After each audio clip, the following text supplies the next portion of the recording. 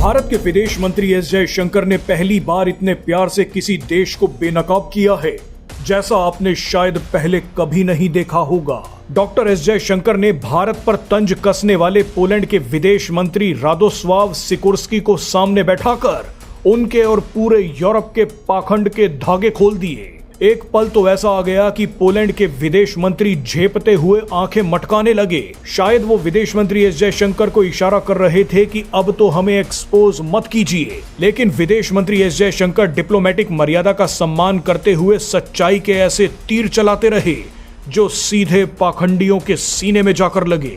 इस वीडियो में आपको सबसे पहले हम एक छोटी सी क्लिप दिखाएंगे।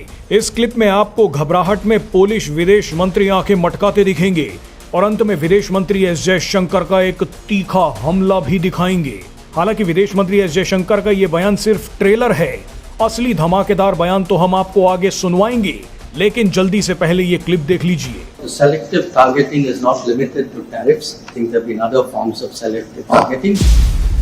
दरअसल पोलैंड को एक्सपोज करते हुए विदेश मंत्री एस जयशंकर ने यहाँ पर कहा है कि सेलेक्टिव टारगेटिंग सिर्फ टैरिफ तक ही सीमित नहीं है, बल्कि दूसरे रूपों में भी हो रही है। यहाँ पर जिस सेलेक्टिव टारगेटिंग की बात हो रही है वो टैरिफ और पाकिस्तान को लेकर है।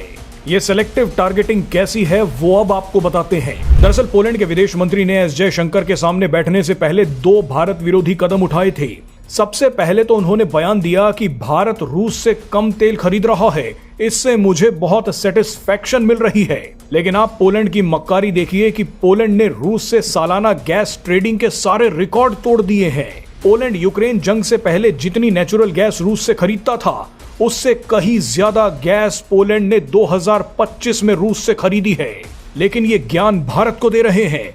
पोलैंड के साथ साथ यूरोप के कई देश बिना रुके रूसी नेचुरल गैस खरीद रहे हैं। यूरोपियन यूनियन ने 2025 में रूसी एलएनजी पर 7.2 बिलियन यूरो खर्च कर दिए हैं। लेकिन इन सभी को दिक्कत तब होती है जब भारत रूस से तेल खरीदता है।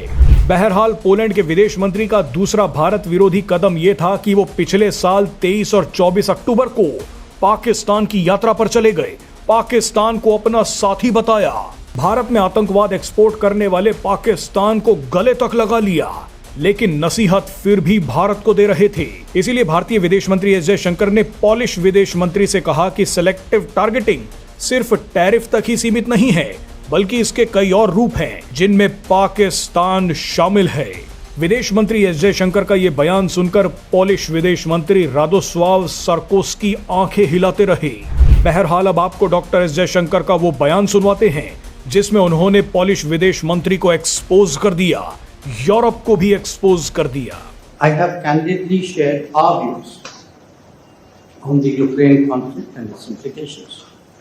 While doing so, I have also repeatedly underlined that the selective targeting of India is both unfair and unjustified.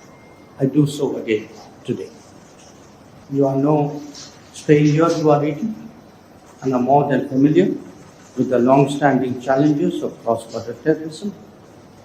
I hope at this meeting to discuss some of your recent travels to the region.